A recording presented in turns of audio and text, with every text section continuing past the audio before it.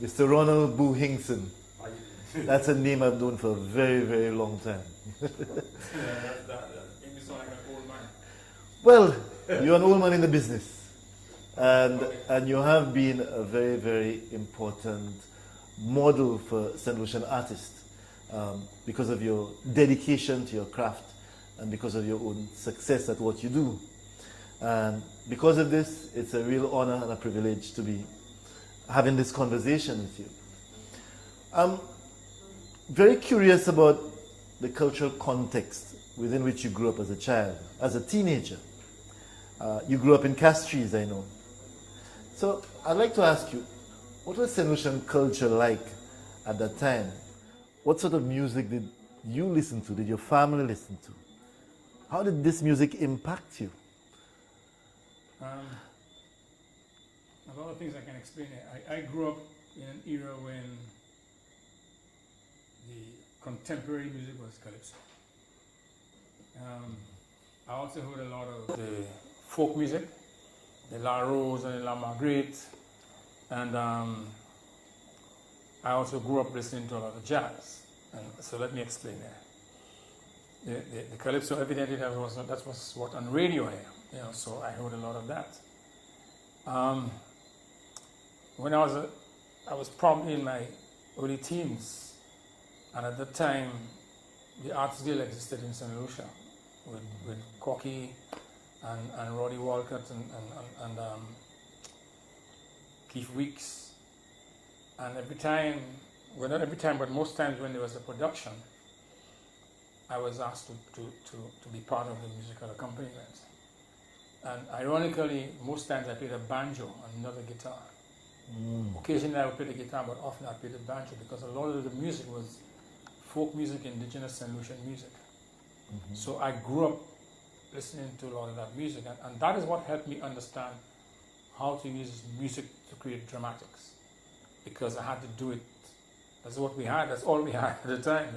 So there was a production, and there was a line with this, and the sky's open about to go, some kind of dramatic thing.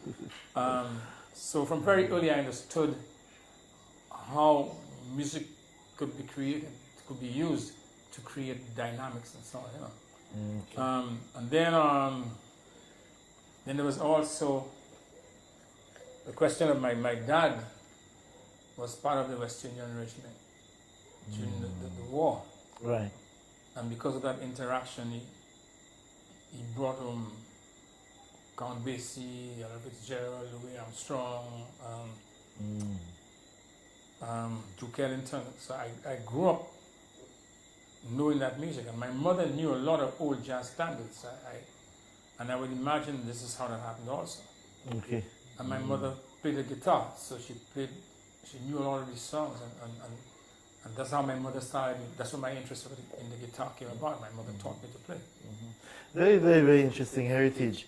And as you mentioned the banjo, I remember you playing the banjo. I was part of a cast that did Banjo Man, and we were going to England. I don't know if you remember this. I played the and banjo. you were the one that played the guitar. Yeah. My father, Alan Wicks, directed that production. I think Frank Norman was on that trip, right? He was as well. Yeah. And Egbert Marshall played the lead. He played the banjo. Man. Right. So that's the first time I actually saw you playing the banjo. So that was. So I'm very familiar with a lot of St. Lucian folk music, and I was very deeply involved with Joyce Obis and Huron Voices and Clement Springer with we did Happiness for so that stuff Right, there. okay, right. And I was part of that thing. As a matter of fact, when we were recording what's that song? Where's your energy reaching up? Property tones, you are my first, I'm gonna take you. We were doing that song and they were missing a verse. Because it was too short, and I just wrote a verse. So the younger generation assumed that is part of the original song. But I wrote that verse. Okay. Because by that time I played so much of that music, I understood how to create it. Right, right. Yeah, that was a very important time in St. Lucian, the development of St. Lucian history, in St. Lucian cultural history, because there was a kind of a revival of the interest in the folk. Absolutely. And These folk productions music. were very well attended. We used to do some of them at the town hall. Right. and some at the Parish Center and so on, you know. And it did expose me to a lot of what St. Lucian culture is all about. And then Charles Cadet wrote a lot of great songs, you know. Mm-hmm. And He then I was got the writer involved- for Roddy's Please. Absolutely. Yeah. And then I got involved in doing the first Carry Fest in Grenada, but the entire production was just St. Lucian folk music, and Cecil was on that trip with us. And that was Caribbean Expo, was it? that was that was Expo in Grenada, and that just popped the thing in my head. I said, "My gosh, that music is great." And Cecil would sing, and Eric Adley, and I was really taken up with that thing, man. You know, and I kept saying to myself, "We must record that music. We must preserve that thing." Right. And it wouldn't happen, man. You know. But you also had an influence through classical music as well. The police band, I think you said that you were very interested in. Well, I was what very they were close doing. to bandmaster Joe Griffith, who was originally from Barbados, who was the police bandmaster. And his family and my family were very close. So I spent a lot of time at his house. And I got exposed to a lot of the guys in the police band, like all of the older guys, like Cecil and Jemmett and Toto, I've known for a long time. And Mins and so. And Carlos Mins was very close to me. And Carlos Mins, in fact, was a guy who named Trutos. But I will explain Okay. that. But So you had a full experience. You had a kind of a complete musical Absolutely. experience in terms of different strains. absolutely. And but also, quite apart from the music my dad brought home, Leslie Clark and I are very close. And Leslie went to school in Canada, and when he came back, he used to bring him a lot of jazz records. So we used to have these listening sessions at my home, and we would sit at home from about maybe 7 to 8 and just play records and listen to jazz all night. And my mother would get up in the morning and make us coffee. And, you know, Wonderful. we'd just be listening to jazz all night. So my So it's all in you. my It's all in appreciation you. for music is very, very, very broad. Nice. You mentioned the folk culture, and you know, knowing my knowledge of Castries during that era, that time, was a place that was vibrant, particularly on Christmas time, with the masquerade and the Papa Jab and all that. I know that they were very musical. You know, the drums, the kettle drums, the dancing, the movement. Did that also strike you? Oh yeah, particularly the rhythms, because the melody would always be the same, Maria, da da da da da da da da da, you know. Right. But the rhythm was what used to captivate me all the time. And I thought, man, I wonder if we can do something with that, you know. Right. But I don't know, for some reason I never got around to doing it, and the Barbadians ran away with it, because what they call the ring band came out of the tuk-tuk band, which was very similar to what we had. That's it. And the Bajans were very successful with it, you know. Yeah. In my conversations with you, I'm really struck by the intensity of your pride and consciousness. You know, as an individual, as a black man, and I think that for any artist, pride is also important in their drive, in their success. So I want to ask you something about the relationship between your identity and your work as an artist. But here's what. I grew up here as a young boy, not from a wealthy family, you know. What I was taught by my mother is a lot of pride, to be proud of myself and who I am. And my mother taught me about pride and dignity. And as I grew up, I understood what it is to be a black man in this world. I understood that there weren't many people on our side, and I began to, after I left St. Mary's College, I decided to educate myself. Right.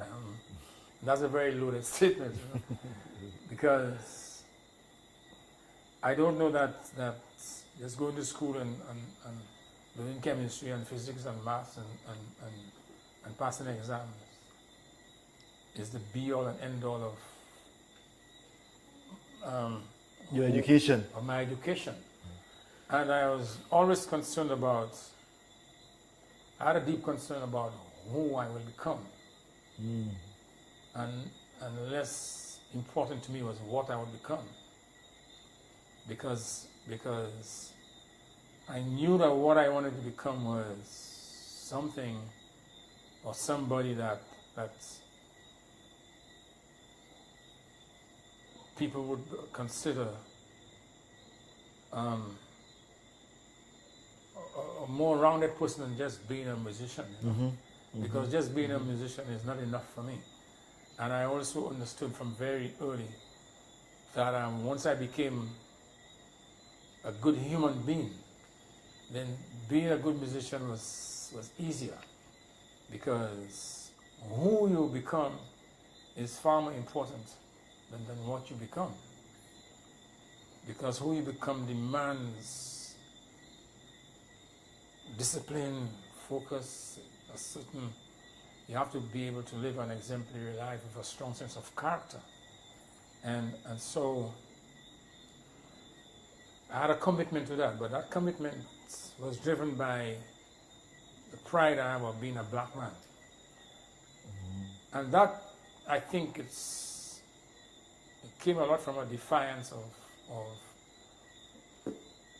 what I grew up with, you know, the whole Black Power era and so on. So for that reason, my dignity is something I don't fool around with, you know. I don't fool around with my dignity and my blackness. I don't let people disrespect my blackness, and I don't allow people to not to treat me with dignity because I'm black, you know. And that also stemmed from having read a lot of our history. Right. And I also read a lot of the history of the people who created the dark side of our history. So I have a pretty good understanding of what we're up against in the world. And for that reason, I don't do nonsense, so to speak. Wonderful. Great. I like that. Very good. Over the years, you've been deeply involved in various aspects of St. Lucian music. But at this point, I want to ask you about St. Lucian Calypso, because I know you've been involved in St. Lucian Calypso as a musician, as a songwriter. How has the development of local calypso, or your involvement in local calypso, rather, how has that impacted your development as a musician?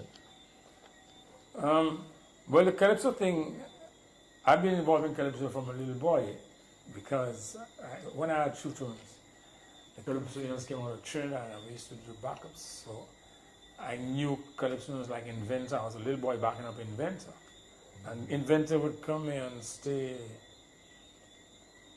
in a CDC by where Amy King used to be. I think he used to stay out in this Warwican or something like that.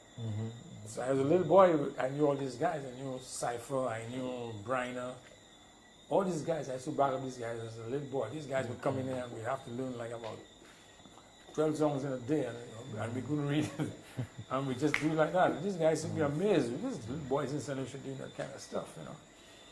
And then, so working with these guys, that's where the heartbeat of calypso is in Trinidad. So working with these guys gave me a great insight into exactly how calypso should be played. And I understood the meter and how to write it well. And so even now when I did a few shows at the Lincoln Center, and one time we did a lot of the music of H.N. Charles, and H.N. does a lot of calypso, he reworks a lot of calypso, a lot of reharmonization, but this is a jazz version of these calypsos, but we would use the traditional calypso guitar approach to what he was doing jazz. So I know.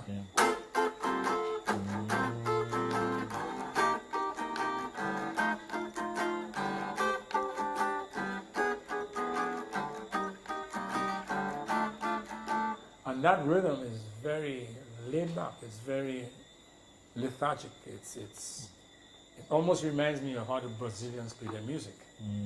And so, as soon as Agent says to me, boom, what I want is real old time calypso. I just knew exactly what to play. Yeah. And that stems from working in these old calypso. Right. It strikes me as a kind of music that really supports the storyteller, you know. The Absolutely. griot, Absolutely. Yes. Yeah, absolutely. Yes. So that is how my knowledge of calypso came, and then I started to write. You know, I'd done some work with early years of Pele when I lived up in Rockwell, and then I did a lot of work with later years with Cheryl and Mary G and Chippy.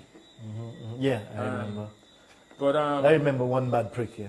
yeah, well, Yeah. I think I wrote that song on a plane coming from England, you know? Because at the time that was the advent of AIDS. Yes, right. But there was also, we were also facing the drug problem. So that the chorus of that song says, "One bad prick and you know you stick." Yeah. That was a two-pronged kind of thing, because Of course, I was yes. talking both about AIDS, about unprotected sex, but I was also talking about The intravenous use of drug. Yeah, you know.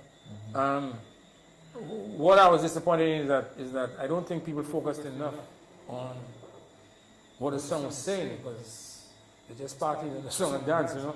And one of the persons who always talks to me about the song was Rick Ray. Rick always reminded me of how that song was written and what it said at the time and how profound the whole thing was.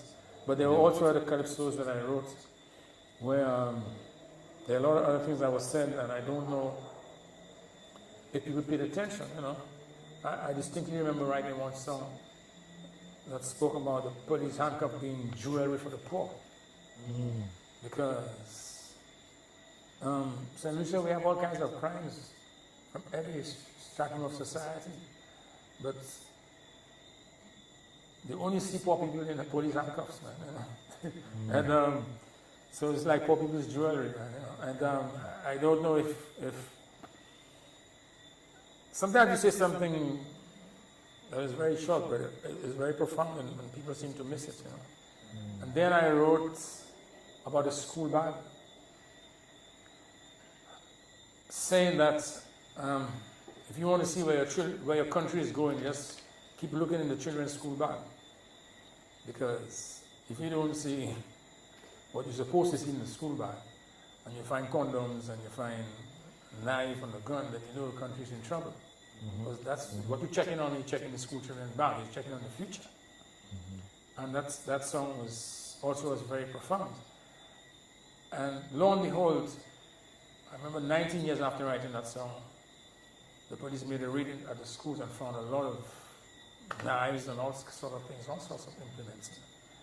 And the media called me and says, boom, in light of what has happened with the search the police have made at the schools, and haven't written the song School Bag, we want a comment from you.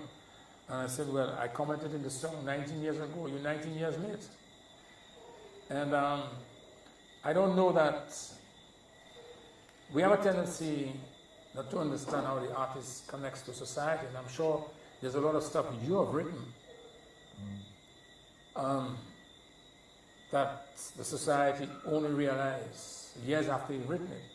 I think there's a unique way that the artist connects to society that makes the artist see certain things long before most people. But it's our work, isn't it?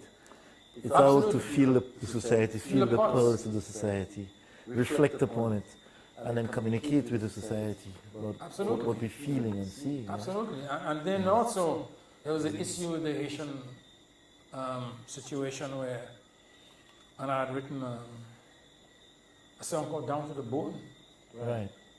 because we were talking a lot about Haiti and it sounded very sympathetic. But when it came to a time for us to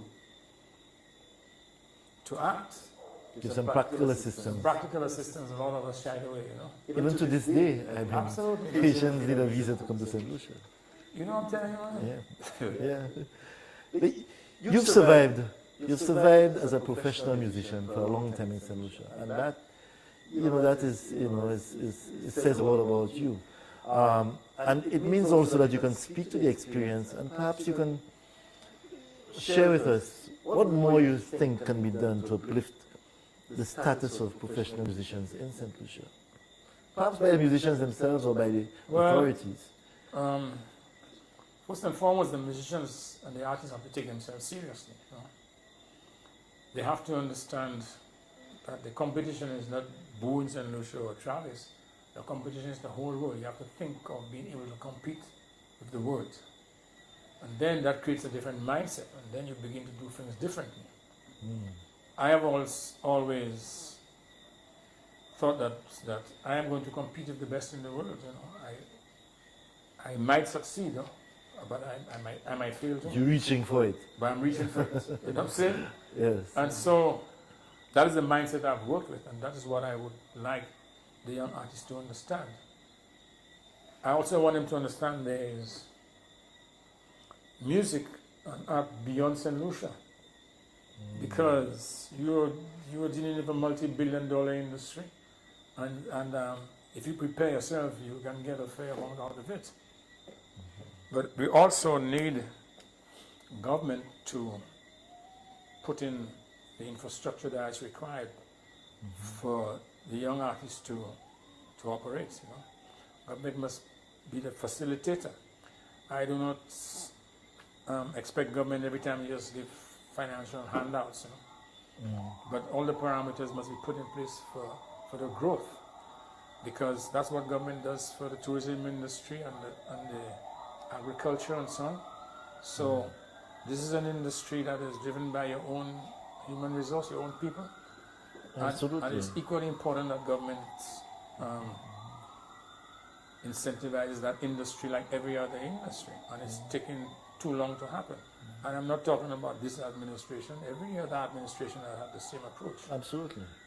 I remember the late, great Honorable Derek Walcott, our Nobel Prize winner, making a very simple statement. He said, we are a culture that produce artists. And I think sometimes we don't sufficiently appreciate that. Our history, our struggles, out of this has come from,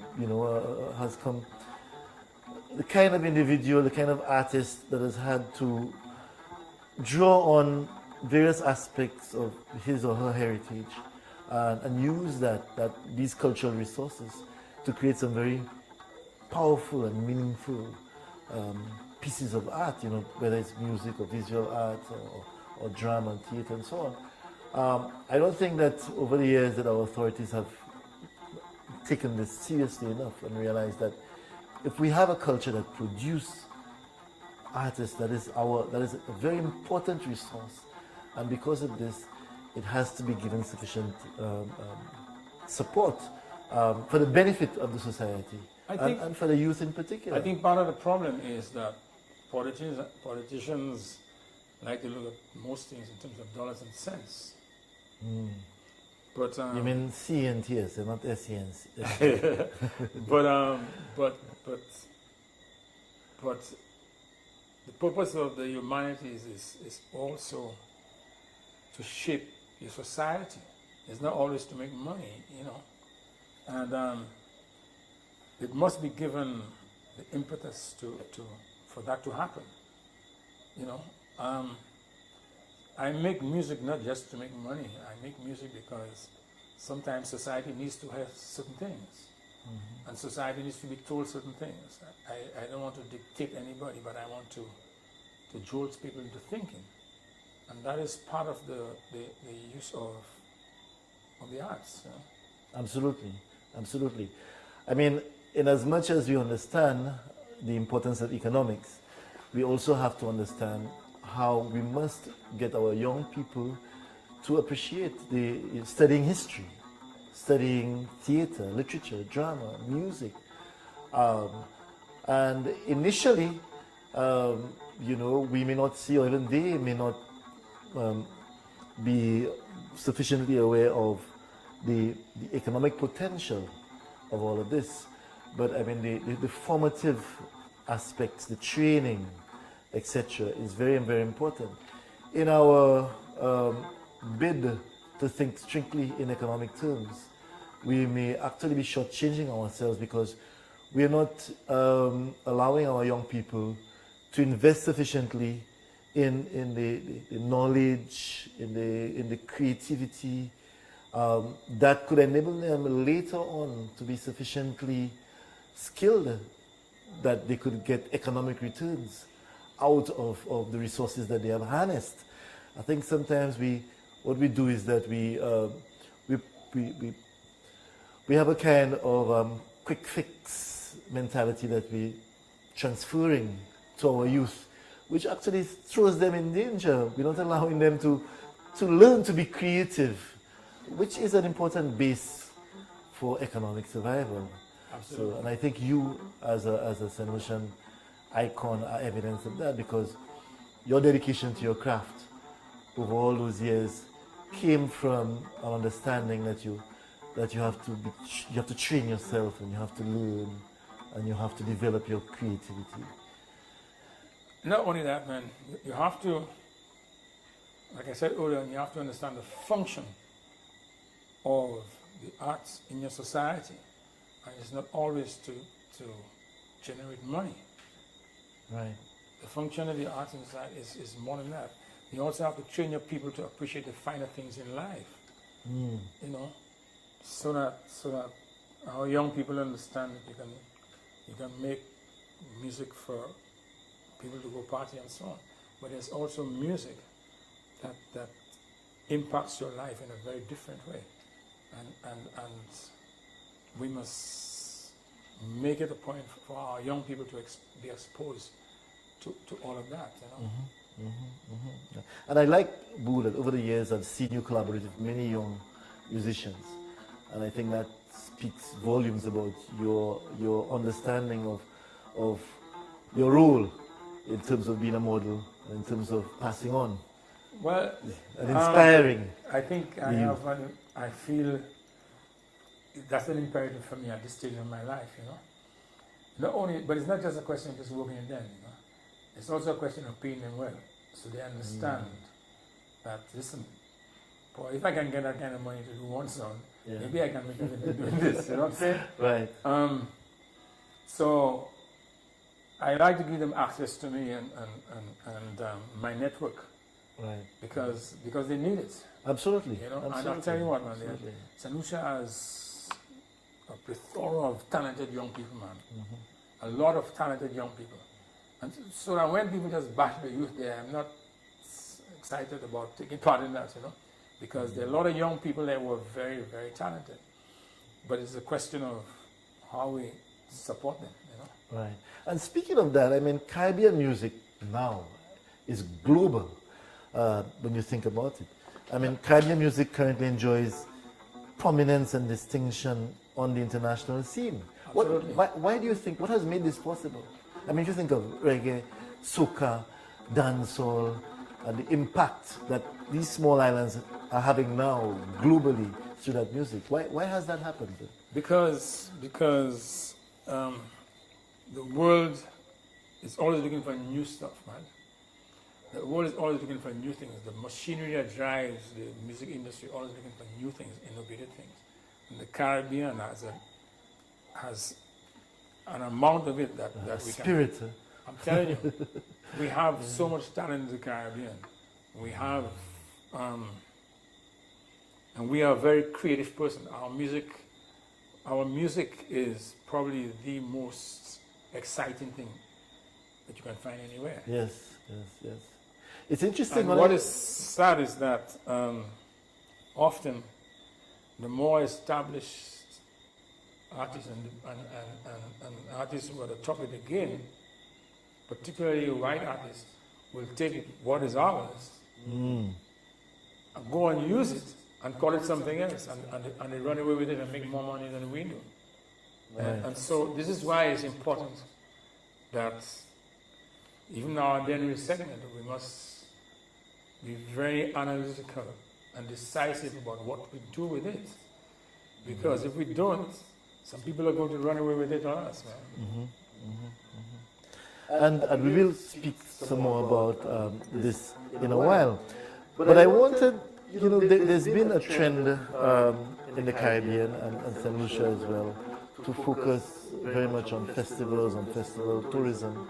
And I think it has impacted positively the musical scene in the Caribbean in many ways, particularly for the survival of musicians.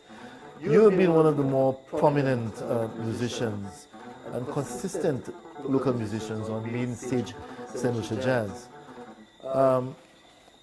What impact has St. Lucia Jazz had on your music?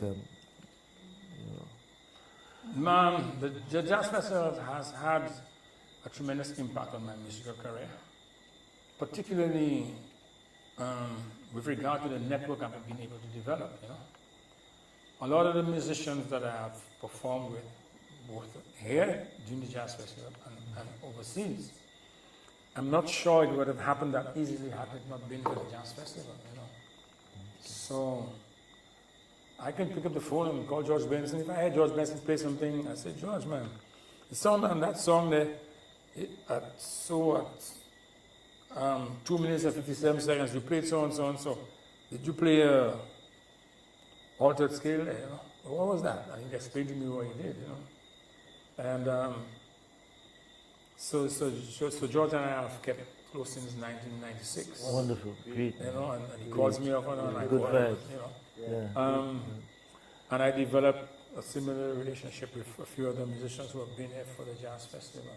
Good. So great. that I got the opportunity to perform at Algero with a lot of people.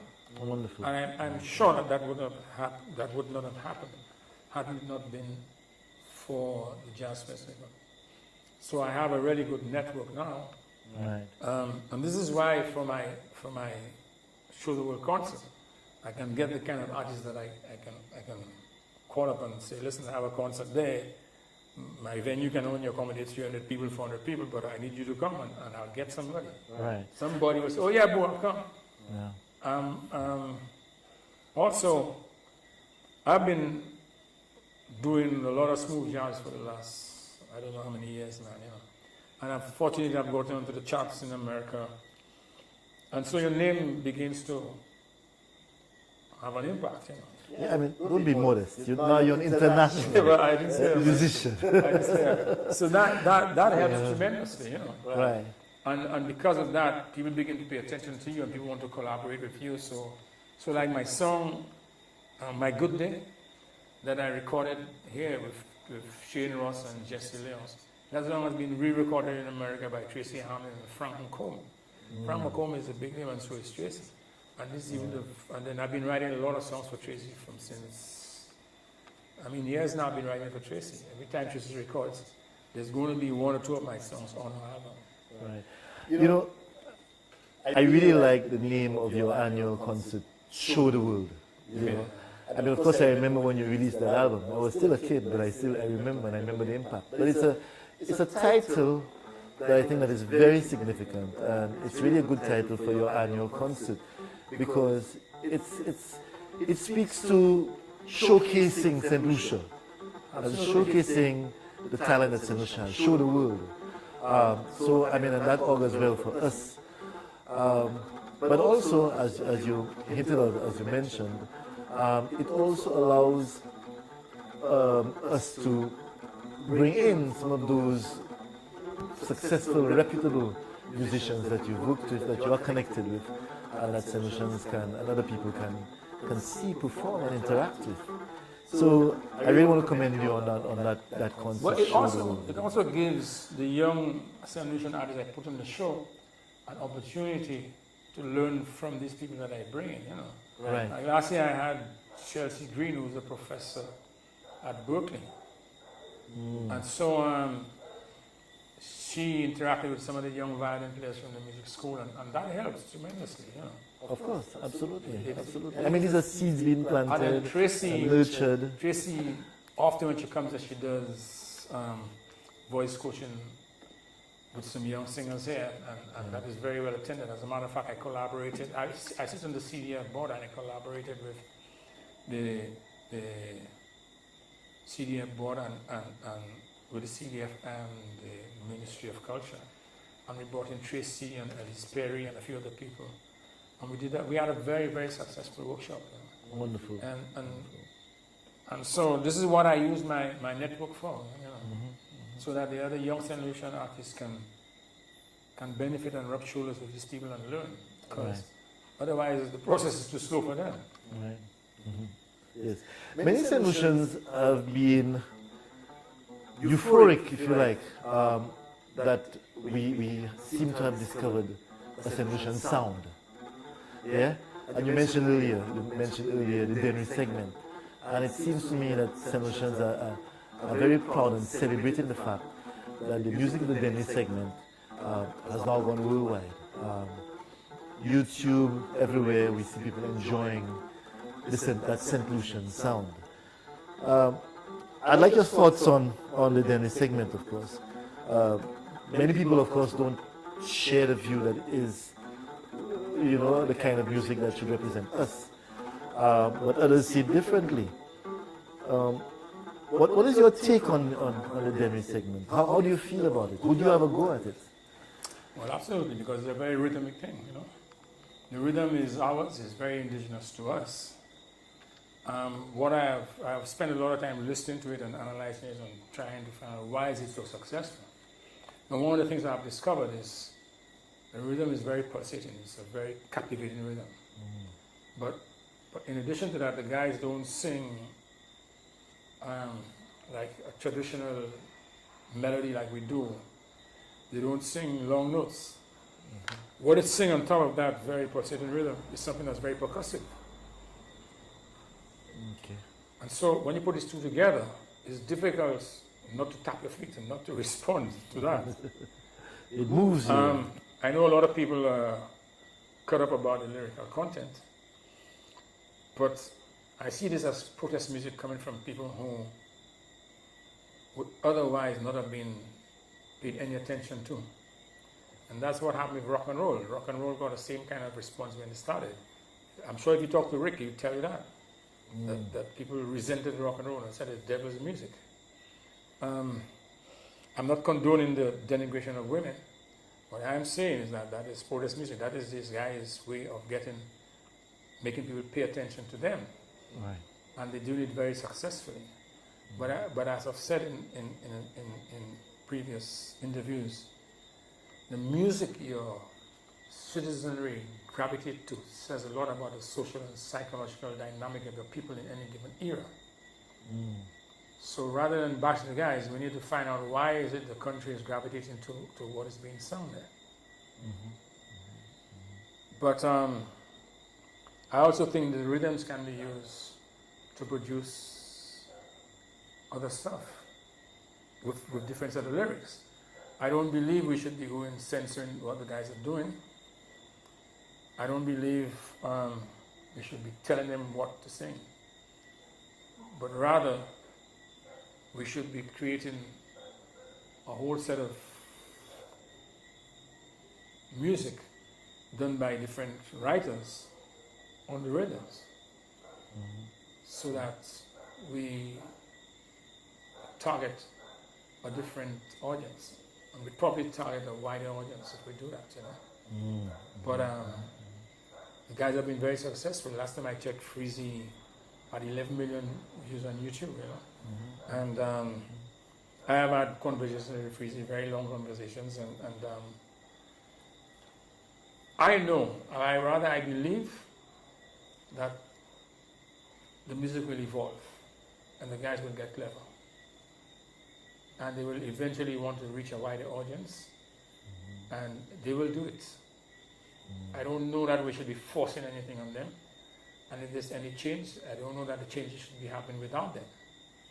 If we don't change anything, we need to invite them to be part of what is of the process.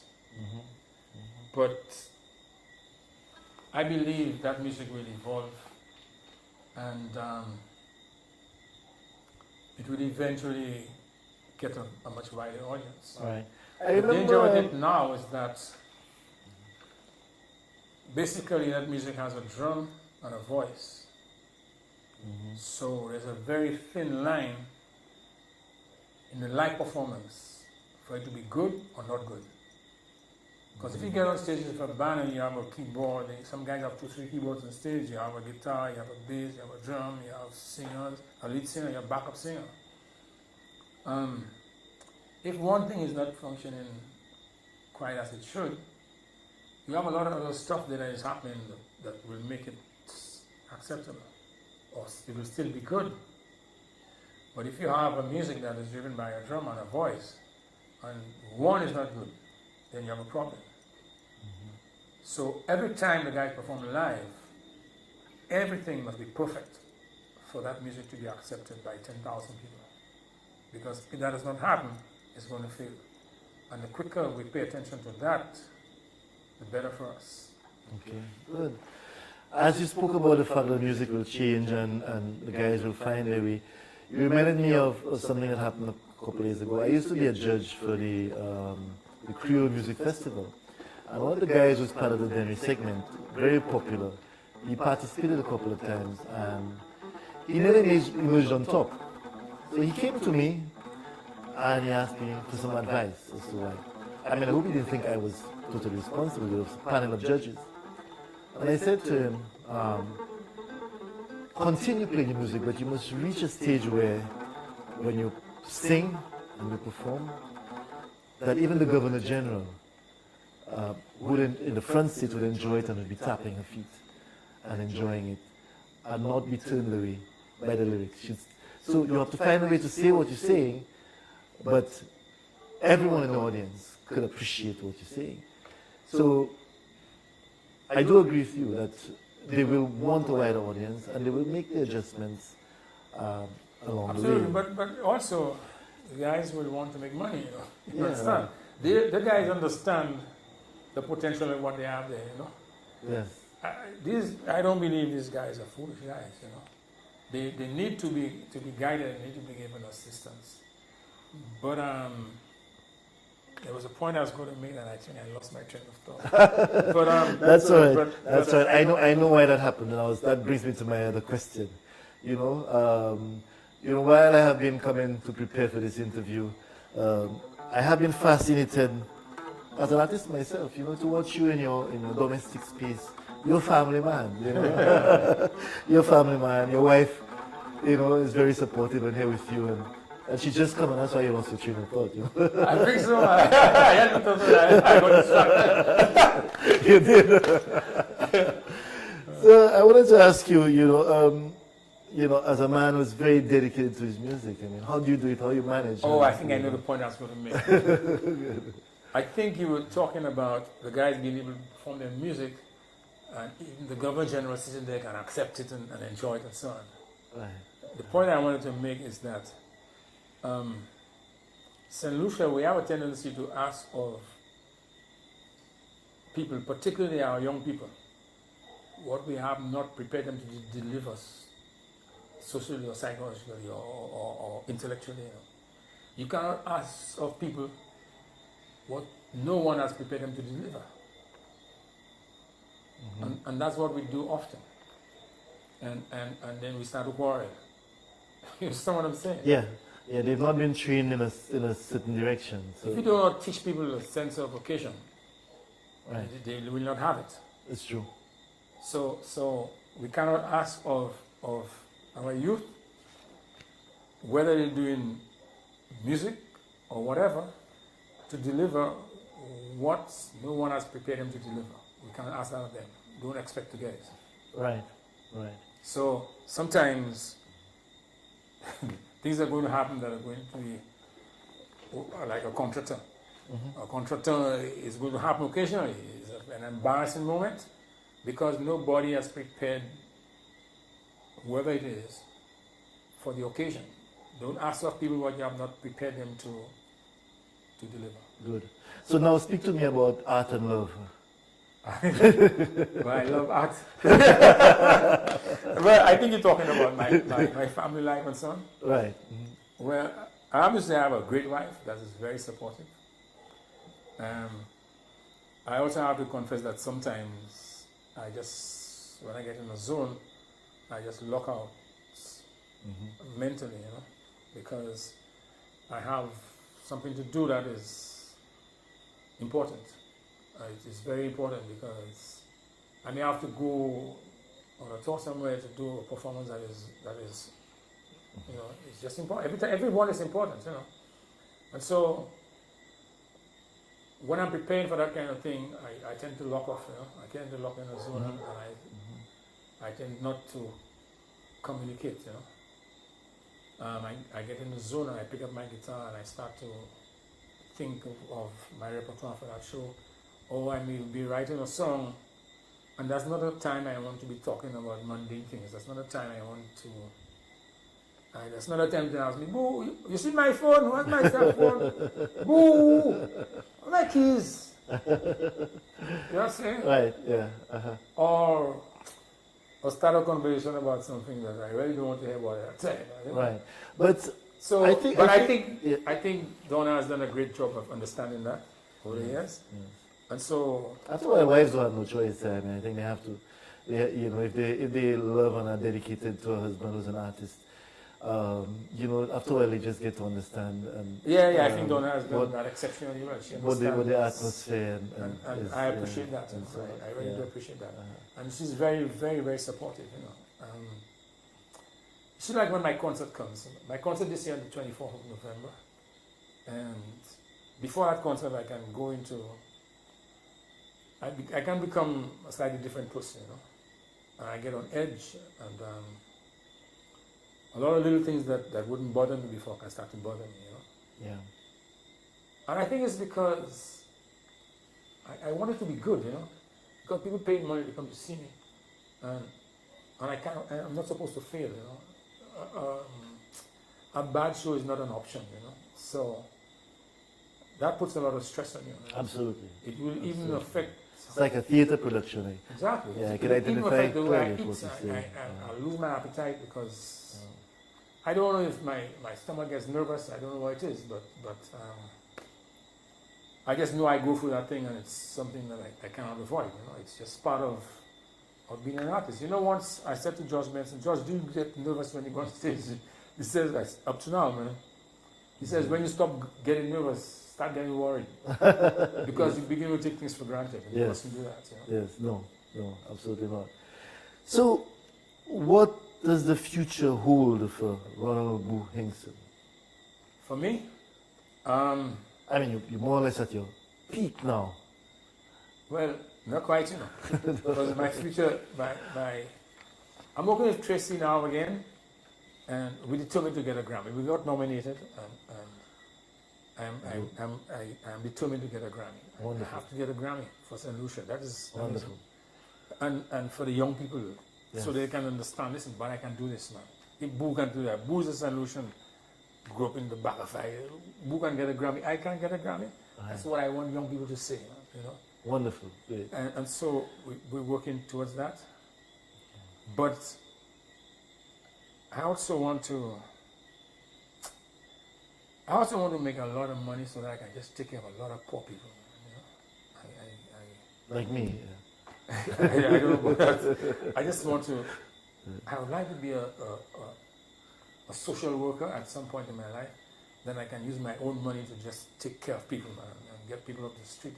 Sometimes I go down the street and I see some women sleeping by the market. They have these tears to my eyes now. It's painful. For me, it's very, very painful. The saddest of all things, all could root, And that is that's one of the things I wish I could do with my life, man. To become a great social worker. I don't want people to just remember me as a musician. I want people to remember me as a musician with a good heart and cared about people. Thank you very much. Yeah, that was a good closing, I think. Right, Donna? Yeah, man. Nice. Good conversation, I think. Great, guys. Right, Richmond, you agree? Yes. Very good.